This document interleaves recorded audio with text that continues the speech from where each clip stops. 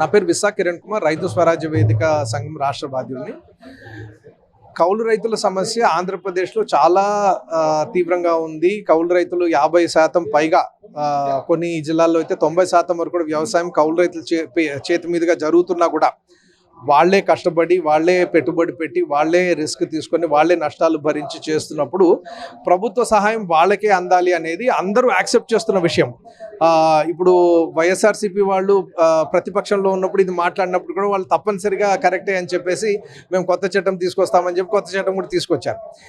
కానీ ఆ చట్టం వాస్తవానికి కౌలు రైతులకు మేలు చేయకపోగా మరింత వెనక్కి బండిని నెట్టింది. ఎందుకంటే దాంట్లో కౌలు రైతుకు గుర్తింపు కార్డు ఇవ్వాలంటే తప్పనిసరిగా మీరే భూ యజమాని సంతకం తీసుకురండి అంటే 100% మంది కౌలు రైతులు అట్లా భూ యజమాని దగ్గరికి వెళ్ళి సంతకం తీసుకునే పరిస్థితిలో లేరు. భూ యజమానులు కూడా సంతకం పెట్టే ఉద్దేశంలో లేరు. కాబట్టి ప్రభుత్వమే బాధ్యత తీసుకుని ఎవరు ఏ భూమిలో సాగు చేస్తున్నారు అనేది నిర్ధారించాలి. ఇది వాస్తవంగా ఎప్పటి నుంచో రెవెన్యూ డిపార్ట్మెంట్కి ఉన్న బాధ్యత. వాళ్ళకి దానికి సంబంధించిన నేర్పు, వాళ్ళకి సంబంధించిన సమాచారం అంతా కూడా వాళ్ళ దగ్గర ఉంది. కానీ చేయడానికి ఒక చిత్తశుద్ధి ఉండాలి. మరి ఇప్పుడు వైఎస్ఆర్సీపీ తెచ్చిన చట్టం వలన కౌలు రైతులకు అన్యాయం జరుగుతుందని మేము ఒక నివేదికను తీసుకుని వచ్చాం 2022లోనే. రాష్ట్రంలో మేము 34 గ్రామాల్లో 12 ఉమ్మడి జిల్లాలలో 34 గ్రామాలు ఎంచుకొని ప్రతి గ్రామంలో వెళ్ళినప్పుడు ఆ గ్రామంలో ఉన్న ప్రతి ఒక్క కౌలు రైతుని టచ్ చేసి మేము సర్వే చేయడం జరిగింది. అంటే ఈ 34 గ్రామాల్లో 4400 మంది కౌలు రైతులను సర్వే చేశాం. గ్రామానికి ఒక 120 మంది పైగా ఉంటాయి. సర్వే చేసినప్పుడు తేలింది ఏంటంటే ఒక 8.8% అంటే 9% కంటే తక్కువ మందికే గుర్తింపు కార్డులు వస్తున్నాయి. అంటే 100కి 9 మందికి కూడా రావట్లేదు. ఆ వచ్చిన వాళ్ళకు కూడా పంట రుణాలు కానీ పంట నష్టపరిహారం కానీ సరిగా రావట్లేదు. ఇది మేము తేల్చిన విషయం. ఇది తీసుకుని వెళ్ళి తెలుగుదేశం వాళ్ళతోటి, జనసేన నాయకులతోటి మాట్లాడినప్పుడు పవన్ కళ్యాణ్ గారిని కలిసాము, నాదెండ్ల మనోహర్ గారిని కలిసాము, నారా లోకేష్ గారిని కలిసాము, తెలుగుదేశంలో రైతు విభాగం లీడ్ చేస్తున్న వాళ్ళని కలిసాం. వాళ్ళందరూ కూడా, సోమిరెడ్డి గారిని కలిసాం. వాళ్ళందరూ కూడా ఇది వాస్తవమే, కౌలు రైతులు చాలా అన్యాయం జరుగుతుంది, 2019 చట్టాన్ని మేము తీసేసి కొత్త చట్టం తీసుకొస్తాము, కౌలు రైతులకు న్యాయం జరిగేలా చేస్తామని చెప్పారు. పబ్లిక్గా చెప్పారు, మాతోటి చెప్పారు.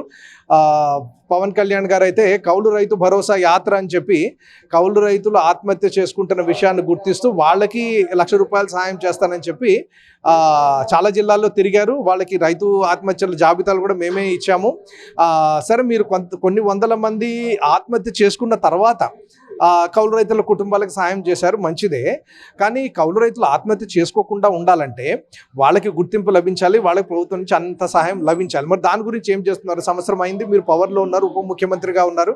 మేము గట్టిగా ప్రశ్నిస్తున్నది ఏంటంటే మరి ఈ చట్టం మార్చడానికి మీరు ఎందుకు ఇంకా ముందడుగు తీసుకోవట్లేదు? మేము వాస్తవానికి ప్రభుత్వ డిపార్ట్మెంట్ల వాళ్ళతోటి కూడా కలిసి చర్చలు కూడా చేయడం జరిగింది. ఒక నమూనా చట్టం కూడా ప్రభుత్వం నుంచే అగ్రికల్చర్ డిపార్ట్మెంట్ వాళ్ళు తయారు చేశారు. దీని గురించి చర్చలు కూడా పెట్టారు. క్యాబినెట్లో కూడా దీని గురించి చర్చ జరిగింది. కానీ ఈ కొత్త చట్టం అనేది ఇప్పటిదాకా రాలేదు. ఇప్పుడు పరిస్థితి ఎట్లా అయిపోయిందంటే కౌలు రైతులది, పాత చట్టంలో లోపాలు ఉన్నాయి కరెక్టే, అయినా కూడా ఒక 8 లక్షల కార్డులు వస్తున్నాయి. అవి ఒక 5 లక్షల మంది కౌలు రైతులకు వస్తున్నాయి అనుకోండి. ఇప్పుడు ఈసారి కొత్త ప్రభుత్వం వచ్చిన తర్వాత గత ఏడాదిలో వాళ్ళు పాత చట్టాన్ని అమలు చేయట్లేదు, కొత్త చట్టాన్ని తీసుకురాలేదు. సో 1,20,000 మందికి మాత్రమే కార్డులు వచ్చాయి ఈసారి. అది కూడా ఎవరికి వచ్చాయనేది తెలియదు, ఎందుకంటే చాలా గ్రామాల్లో అసలు ఎవరికి కార్డు రాలేదని అంటున్నారు మేము పనిచేసే చోట. మరి ఈ సంవత్సరం ఏమవుతుందో తెలియదు. మేము గట్టిగా డిమాండ్ చేస్తున్నది ఏంటంటే ప్రభుత్వానికి కనుక చిత్తశుద్ధి ఉంటే రైతుల సమస్యలు, వ్యవసాయ సమస్యలు పరిష్కరించాలి. దుస్థితిలో ఉన్న రైతులకి సహాయంగా అండగా ప్రభుత్వం నిలుస్తుంది. అన్నదాత సుఖీభవ అనే పేరు ఏదైతే ఉందో దానికి ఒక సార్థకత ఉంది మీ మనసులో అంటే తప్పనిసరిగా వాస్తవంగా సాగు చేస్తున్న కౌలు రైతులు గుర్తించడానికి మీరు హై ప్రయారిటీలో అదే మొదటి అంశంగా తీసుకొని కొత్త చట్టాన్ని తీసుకొచ్చి గుర్తింపు అయితే ఇవ్వాల్సిందే. లేకపోతే కౌలు రైతులు అందరూ కూడా పెద్ద ఎత్తున ఇదే డిమాండ్తో ముందుకు రావాలని కూడా మేము పిలుపునిస్తున్నాము. రైతు సంఘాలుగా కూడా ఇప్పుడు అదే కార్యాచరణ ప్లానింగ్ చేసుకోవడం జరుగుతుంది. ఈ అంశాన్ని రాష్ట్ర స్థాయిలో ఇంకా చాలా పెద్ద అంశంగా చేయడం గురించి చివరిగా భూ యజమానులకు కూడా మేము మీడియా పరంగా చెప్పదలుచుకుంది ఏంటంటే వాస్తవానికి 2019 చట్టం కానీ అంతకు ముందున్న 2011 చట్టం కానీ కౌలు రైతులకి ప్రతి సంవత్సరానికి ఒకసారి గుర్తింపు కార్డు ఇవ్వడం అనేది ఉంది. కానీ ఆ గుర్తింపు కార్డు ఇవ్వడం వల్ల భూ యజమానులకి తమ భూమి మీద ఉన్న హక్కులు ఏమైనా పోతాయేమో అని ఒక భయాలు ఉన్నట్టు తెలుస్తూ ఉంటుంది. కానీ దానికి యాక్చువల్గా బేసిస్ లేదు. ఎందుకంటే ఆ చట్టాల్లో కూడా చాలా స్పష్టంగా చెప్పింది, అంటే 2011 కానీ 2019 కానీ వాళ్ళు ఇచ్చే గుర్తింపు కార్డు మీదనే రాసి ఉంటుంది. ఇది కేవలము ప్రభుత్వ పథకాలకి అర్హత కోసం మాత్రమే ఈ కార్డు ఇవ్వడం జరుగుతుంది. 1 సంవత్సరం తర్వాత 11 నెలల తర్వాత ఇది ఎక్స్పైర్ అయిపోతుంది. దీన్ని తీసుకుని మీరు ఏ కోర్టుకో వెళ్ళి భూమి మీద హక్కుల గురించి వెళ్ళడానికి వీలు లేదు అని చెప్పి ఆ కార్డు మీద రాసి ఉంటుంది. చట్టంలో కూడా అది ఉంది. తర్వాత దాన్ని యాక్చువల్గా కౌలు రైతు అని కూడా అనట్లేదు. ఎందుకంటే పాత కౌలు రైతు చట్టం వస్తుందేమో అని చెప్పి వాళ్ళని పంట సాగుదారో లేకపోతే భూ అధికృత సాగుదారో అంటున్నారు. కాబట్టి భయపడాల్సిన పనేం లేదు. ఆంధ్రప్రదేశ్ అసెంబ్లీ ఇప్పటికే 1956 కౌలు రైతుల చట్టాన్ని రద్దు చేస్తూ కూడా అసెంబ్లీలో బిల్లు పాస్ చేసింది.